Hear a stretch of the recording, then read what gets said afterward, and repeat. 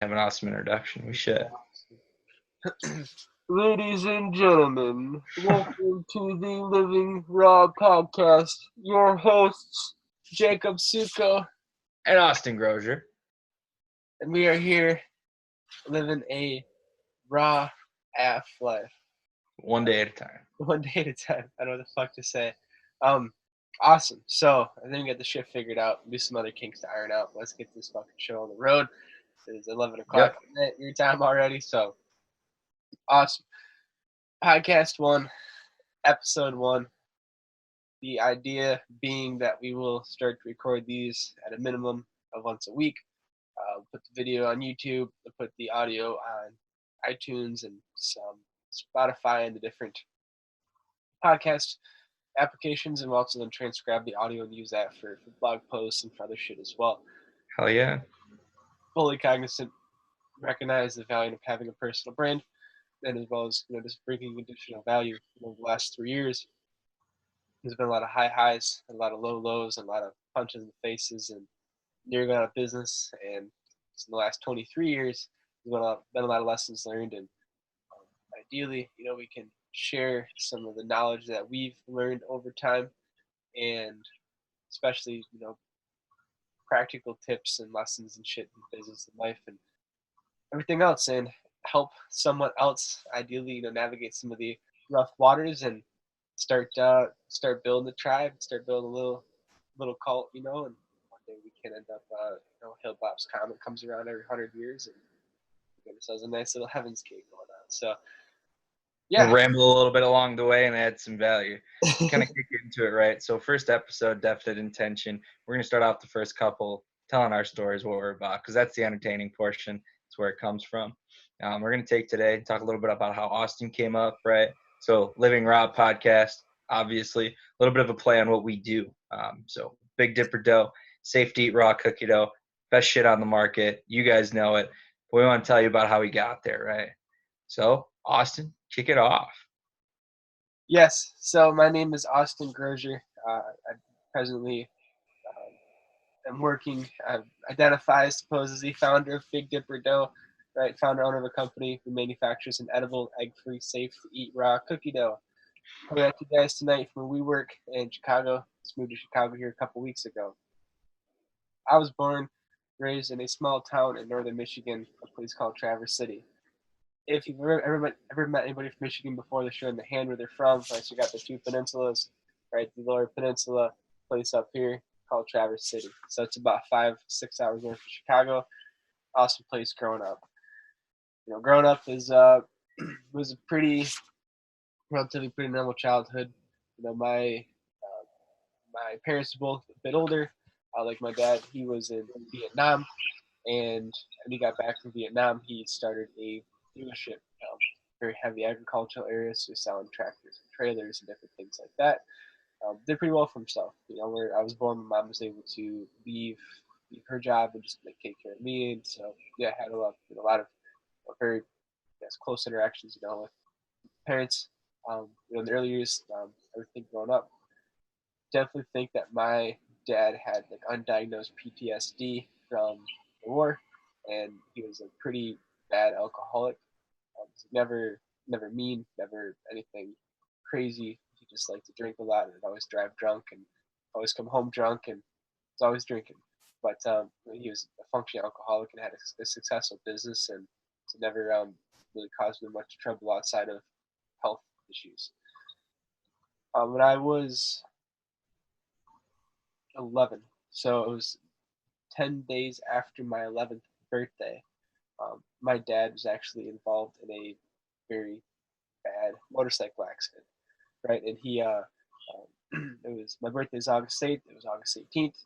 He was effectively coming home one night, and the witness says that my dad was going to pass him and pretty much just laid the bike down, going about 70, and there's nothing on the road, nothing crazy going on. My dad was an experienced motorcycle rider to ride his whole life. What they think had happened ultimately is that he had a stroke riding his motorcycle, which was a little kick in the nuts. It's a little twofer. And so I think he had a stroke riding his motorcycle, and he was in the hospital. He was in ICU. He was on life support. He was a vegetable. And he had created what they call living will, which means that he doesn't want to be kept alive on machines. And actually on the 18th, and on about the 26th or so, the neurosurgeon, after doing the test for like a full week, came back to pretty much say that, hey, he's brain dead, won't be coming back, and following his wishes, and he'd like to be taken off life support. So, yeah, on August 30th, 2006, my mom, and his best friend, and my best friend, and aunt and uncle, and like my sister, and small group of family at the hospital, and they effectively pulled the plug, turned the machines off, and yeah, was around him for 2 or 3 hours before he finally passed away. Had to rally you pretty good, huh? So I know one of your best friends is about 8 years old, 9, 10 at the time. It's Ben Morgenstern, one of my college roommates, but I've always caught a little bit of background on the story that day, or it was the day that you got the call. There's a little bit of an interesting event there. What happened, right? There's a lot of emotion, a lot of anger, things like that going on, and I think that story kind of demonstrates the chaos real well. You got a phone call and pretty much just turned and hit him, right? I don't remember anything. Are you talking about his birthday party? I don't know. I don't think birthday party. More so kind of brought out as like I don't know. I remember you getting a phone call or finding out about it or whatever the hell happened. You hit him in the face for something. Truthfully, I don't remember anything about that. No shit. Yeah, I know. I mean, effectively, I woke up.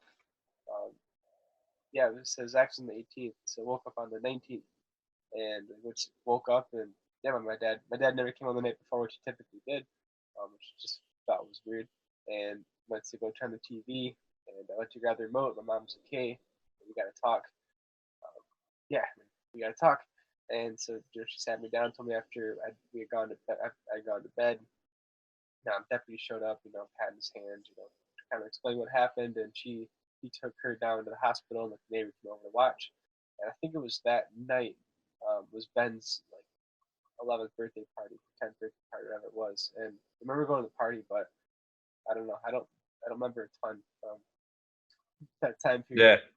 But yeah, I remember going to the birthday party, and like, yeah, I mean, was having a pretty good time because like I remember like my mom for the first couple of days like told me that I should go see him, but at the time I was pretty religious and all that, and like, oh no, like God will take care of him. Like, he's my dad, he was indestructible, whatever else. Like he'll be okay. And after like fourth or fifth day, my mom's like, you should probably start going to see him. Like, and that was when I started to go. But I mean, before that, it was a concern, but I guess it wasn't something I realized about that. I didn't necessarily realize the severity of the situation off the bat. I Hmm. took him to the hospital and get well and come out, but I don't remember ever punching Ben in the face. Huh. He might be full of shit. He usually is. Hmm. Yeah, I'm not sure. I guess it certainly could have happened. Um, Yeah.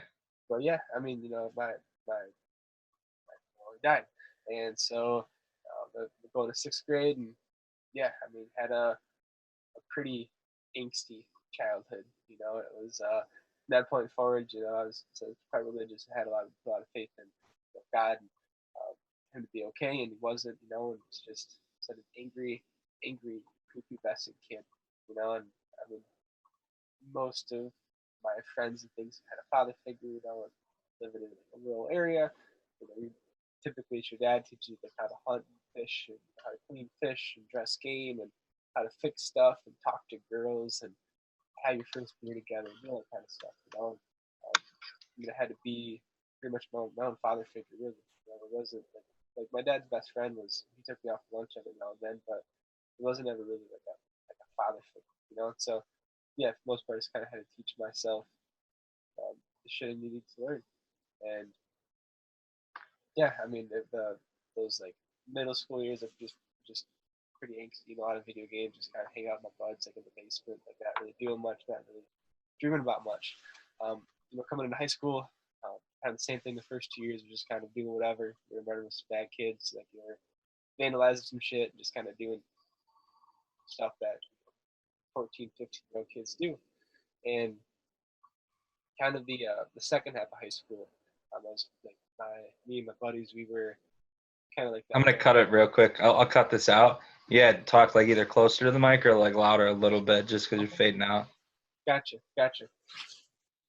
So yeah, then like the second 2 years of high school, me and my buds, we were kind of just in that, I think, this stage a lot of high school kids go through. Where we're just smoking lots of weed. We're drinking, we're driving drunk, we're doing all kinds of other drugs and psychedelics and things, and just being crazy. Just being just upset at the world. Kind of challenging fate. Living like we're indestructible.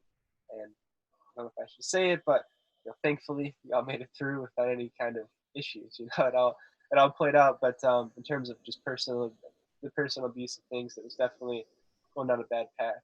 And with my old man being an alcoholic, now with my uncles and my mom's side all being heavy drug users, I knew it was in my, I knew it was in the, it was, I had the genes. I was definitely prone to say addiction. And coming out of high school, I didn't really know what I wanted to do. At the time, I was just like fixing small engines, like chainsaws and snow blowers and things like that, like a local small engine shop. Just making okay money for being 17, 18, worked a lot. And yeah, coming out, didn't necessarily know what I wanted to do. Now, at one point, I considered the military. Because my old man, he was in Vietnam. So my grandpa was in World War II. My great grandpa was in World War One. Like pretty much hit every war, spot on. And just kind of what I saw the lineage doing. But at the time as well, I think it kind of comes with the whole pot smoking thing. You have to become a little like conspiratorial or whatever, become a little bit against the man. And didn't necessarily know if I wanted to go, I wanted to go work for the government. So ultimately, I don't remember where I first got the idea, but I got the idea to join the fire service.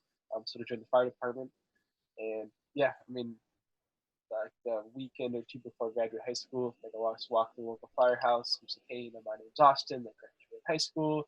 Like, I want to join the fire department, and sat me down, kind of talked me through things. But at the time, I was only 17, and I met with the chief, and the chief, he's like, hey, hit me up when you're 18. Like, I turned 18 in August, and fire school started in September. He's like, hey, hit me up when you're 18, and like, we'll see about bringing me on. And like, yeah, my 18th birthday, like August 8th, like 9 in the morning. Like, as soon as he comes in the door, like, I'm on the phone, give him the call. Hey, chief, Austin here. Talked a few months ago.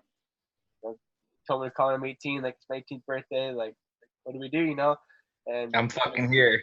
yeah, Yeah. pretty much. I know he told me to call him back like a week later, or something. He had some other things to figure out, and yeah, I called back. It was like a week or two later. I called him again, same thing, like 9 in the morning, like that morning, gave him a call, and I think it was one more time he asked me to call him back. Like the third time I called back, he's like, yeah, he's like, love to have you come on board. He's like, ended up being with MFR, which is first responder training. It's EMS is like a step below an EMT. And he's like, MFR training starts in like 3 days. He's like, think you can make it? I'm like, yeah, absolutely. So yeah, I mean, like 3 days later, started just at nights, taking MFR classes, and yeah, and I mean MFR, and then did EMT, and then did MFR, and then did like my fire school, and then my hazmat, and then the following year did my EMT, and progressed from just yeah, wanted to be in the fire service to yeah, to being a full time firefighter EMT for about 2.5 years, and then the fire service overall for about 4.5 years. And that's like I really credit that with saving my life, just because I was on a bad path in terms of doing drugs and things. And I know once you go to high school, not living with your parents, and there's like no accountability, then you can definitely just go down a very bad path. And so finding that outward accountability through the fire service for having to not drink, not show up to work drunk, and not be able to take drugs, and then also having just some good male role models in my life. My LT, Lieutenant Como, was kind of like the first real father figure I ever had. And we would go hunt, fish, and stuff together, and talk girls and guns and all that. And I mean, I ran most of like my bad first calls with him. Yeah, he was just a really good, really solid dude to have, and it was a huge impact on my life. And ended up leaving my day job fixing washers and fixing chainsaws and snow blowers and things, and went to work for a company that was an appliance repair company in town. So washers and dryers and things like that. and only recently, August 20th, 2018, left them about 3 weeks ago, the first part of December here. We left the fire service last fall. Like I joined the appliance company, and I was working appliances during the day, and then working full time, and then working nights full time as a firefighter EMT. Was doing that for a couple months, and then got the idea effectively. It's time to start, making my life better. Time to start improving myself, and time to start taking things to the next level because it was a better path than where I was on, but I wasn't necessarily happy with where I was going to be. So I ended up signing up for a marathon. Right, I never run a marathon in my life. I never run more than probably 3 miles in my life, and I signed up for this thing. And it. So do a marathon right off the bat. That's smart. Yeah, it scared the hell out of me. And so signed up for a marathon. And that's really what kicked off everything else, and that's really what led to where we're at today. Signed up for the marathon and started training for that. And it was just a month or so into my training. I was on a pretty strict diet, and I was kind of daydreaming about all the bad things it could have, in terms of sugar. Just fantasizing. Yes, exactly. I started to crave cookie dough. I don't know why. I don't know where the hell it came from, but I started to crave cookie dough, and I did for a couple of days. And like my dad being a business owner, but my grandpa was as well, kind of running the family. I don't know if it's blood or if it was just shoes to fill or whatever, but I've always wanted to start a company. Right? In high school, never wanted to go to college. Knew I didn't want to go to college. One day start a company. Never sure what. So as such, I wrote down, the ideas, the concepts I had, whether it was X product sucks, I can make it better, or why service sucks could do it better, or whatever it was. I always wrote them down and started daydreaming about this cookie dough. And after about 3 days, a week, whatever, I got the idea is, hey, what if we made like a safety cookie dough, like an edible cookie dough? People love it. You're not supposed to have it. It can ease stress from like moms or grandmas. We can sell it in businesses. Like probably do pretty well. So I wrote the idea down. And unlike a lot of the ideas, I had that kind of came and went or they got fired up and then started looking at it, kind of fell off. It kind of stuck with me. I was just like, yeah, this seems like a good idea.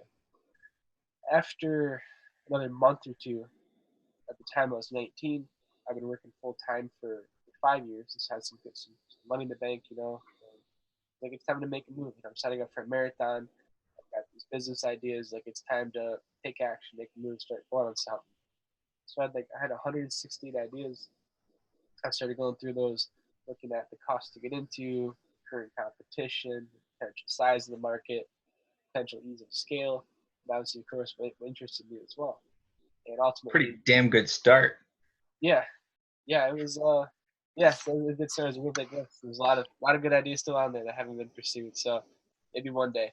But started going through them, just looking at cost to get into, competition, the size of the market, the ease of scale, whatever it was, and 160 ideas. They're down to about 10, and from there, kind of hashes out a little bit more. And ultimately, in non-edible cookie dough. So it just seemed like a great market. People love raw product. People love cookie dough. It's sugar. It's tasty as hell. It's an awesome product. And so, in the spring of 2015, I started just A/B testing in my mom's kitchen. Right. So flours, sugars, vanillas, different brands, different formulations, different ratios of it all. Just kind of started A/B testing. I think they had 2 jobs, girlfriend, a lot of buddies, things like that. So a lot of people started giving samples too. So I know that like Jacob, obviously, you got some of those later on samples. And there's some gnarly ones. There's some gnarly ones from the get, from what I heard. But by the time they got to us, they were semi-decent. Started to get a pretty good bit better. Austin come down, sweet, let's party. I'll bring some cookie dough. It's a damn good weekend. Yeah, we had a lot of fun, a lot of dough, and yeah, in the early stages, just A/B testing. So yeah, friends, families, neighbors, coworkers, whoever, pretty much gave you 2 samples of dough. Say, hey, here you go. Try them both. Let me know what you think, and you get feedback and continue to improve. And come September of 2015, at the time I just turned 20, and ended up starting community college in Traverse City, where I'm from. She had talked to Austin here 4 years ago, asked me what I was about, what I wanted to do. it would have been found the career fireman path, right? So like I had my fire, I had my EMT. The next step was to become a paramedic, and then you probably move to Detroit or Chicago or Grand Rapids and get around with a busy full time department. That's kind of the next step. I started community college to get my medic license. In first class, first night, ended up meeting a guy named Dan Fuller, and uh, at the time we were both working two full time jobs, both go to night school full time, we both paying for it ourselves. And Dan definitely impressed me because he's another kid that I knew that was doing the same thing I was in terms of working like that. And we started talking and kind of told him what I was about, told him about the cookie and things like that. And since that first night, we kind of continued to bug me.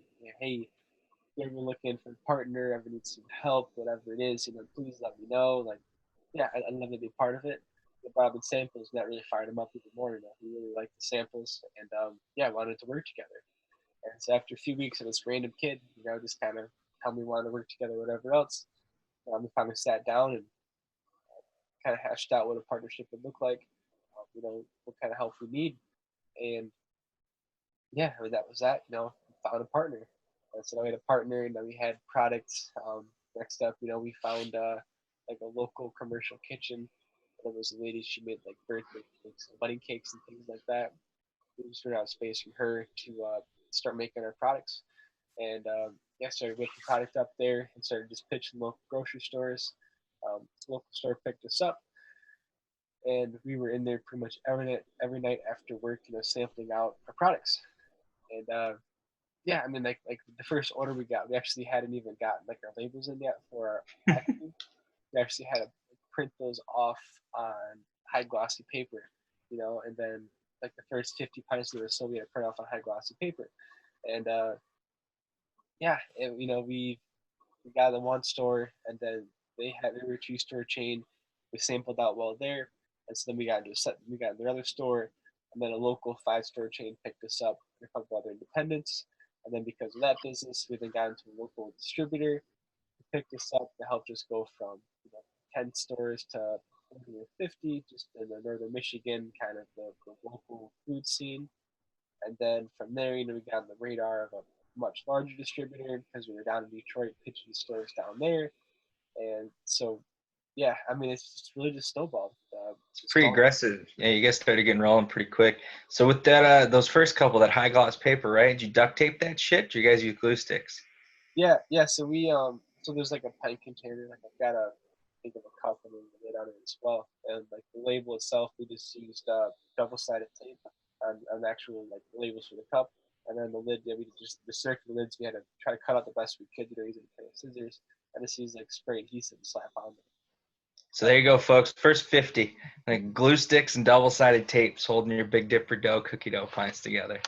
Got to do what you got to do. I'm a product procrastinator, so I'm always one to probably jump at things and try fast, just because I'm always worried I'm going to try to put something off too long. So I think that's important, definitely.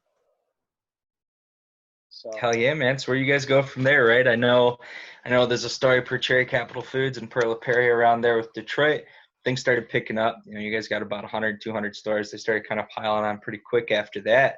That's when I started hearing a lot about it. You started coming down to Grand Rapids. You're shooting over to Kingma's over there, spending a lot of time over there. So what kind of goes on after that, right? Did you outgrow that first kitchen pretty quick? yeah, we were there for a couple months, and it was both us starting to kind of outgrow it as well as she ended up shutting it down. So yeah, one of the other gals there, she got a space like at a local food incubator. She ended up subleasing her for about a year and a quarter, year and a half, something like that. And that's when we started to scale our business was being with her. We picked up like an 80-quart mixer so we can make a ton more product. We got a much larger staff so we can continue to supply the orders. Like the first big order we got from our downstate distributor, we hadn't properly ordered the ingredients. So we ended up doing the ingredients in like Tuesday at like 2 p.m. And the product was all set to go out like Thursday at 7 or 8 in the morning. So we ended up working 36 hours straight from like Tuesday at 2 p.m. until like Thursday morning at like 3 in the morning, we worked 2 shifts, just rotated back and forth, 12, 14 hours a shift to like make the first couple of pallets of products, and that was when this thing started to get really crazy just because of the Hell growth. yeah. That was kind of the theme for a little while, if I recall correctly. It was a lot of 12, 13, 14-hour marathons. Everything got done kind of 7 o'clock past. It's good stuff. Yeah, it was we had a lot of late nights, and just part of the nature of the beast with the incubator kitchen. We had to be there with people there just because we took a lot of space. Yeah, it ended up being we get there 3, 4 in the afternoon and work till 4 or 5 in the morning. So it was some late nights. It was crazy, but stoked where we're at today, and stoked for the future. And said we got that Detroit distributor. Picked up some good sized chains, some good sized stores. And over the last 3 years, there's just been a tremendous amount of scaling. I've almost gone out of business a few times. I suppose it's part of the startup, the small business world. We've been bootstrapping the business to date. So we're 2 full-time jobs for about 2.5 years. I left the fire service last fall. I just left my day job here just a couple weeks ago. Um, we're pretty much at the point now where it's the time to really pull the reins and slow the growth, or it was time to jump ship, jump in the deep end, start raising some capital, and take this thing to the next level. So that's exactly what we're doing. That's why I'm here in Chicago. There's a lot more business down here, a lot more people to network with.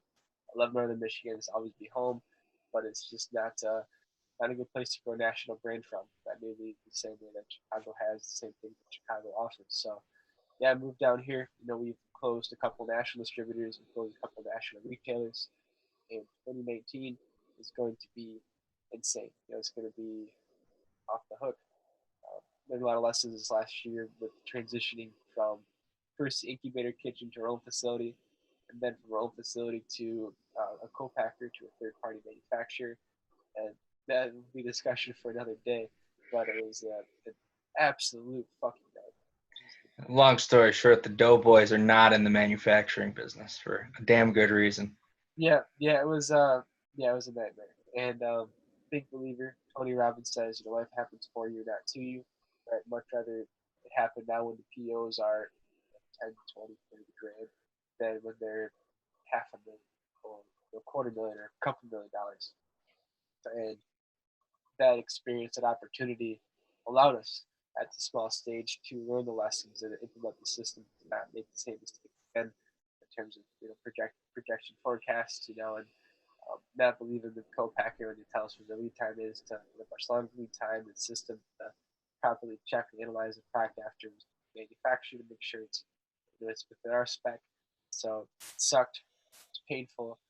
The capital is recoverable, and at the end of the day, it'll be something to look back on in a couple of years. So this last year hasn't been a ton of new stores. We've grown about 400 stores. It's been more so ironing out our operations and closing a lot of new accounts to take it to the freaking moon in 2019. So yeah, Hell yeah.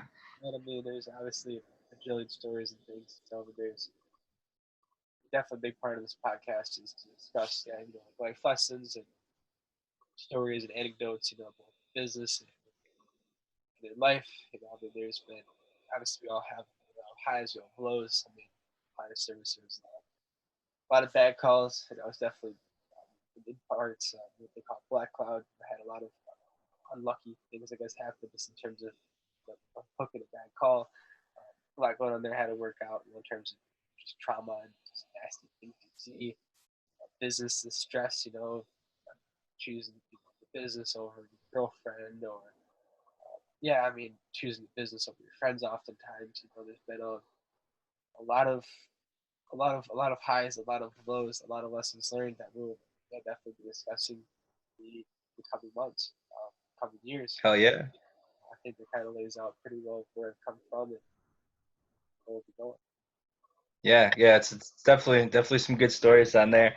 A lot of entertainment, a lot of kind of reasoning and explanation behind a lot of what goes on, right? Lots to be gained from all that good noise. Same deal again. I'm gonna cut this portion out, but I know you're fucking dying. I can see it. Maybe starting to taper off again, volume wise. Okay. Yeah. We should be able to bump the volume up per editing stuff. Like it shouldn't be difficult to do at all, Yeah. but just in case. just in case, so I don't have to re-record it too much. Unless you want to do it like 4 times, we could do that. Yeah. Yeah, but then cutting back in right here.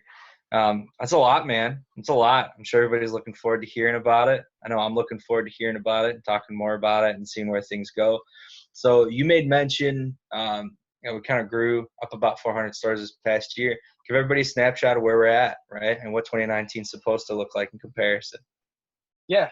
So right now we're sitting at about 1,100 retail stores. And then in addition, or on top of that, a lot of ice cream parlors as well that Jake has really been working close. Based out of Michigan, Michigan is home. We've got the majority of our retailers in the state of Michigan, but 15 states right now. So pretty much Pennsylvania over to the Dakotas, kind of down to Tennessee. It's from the triangle. If you can picture that in the map. We just closed a retailer out of Texas that has us on a test right now.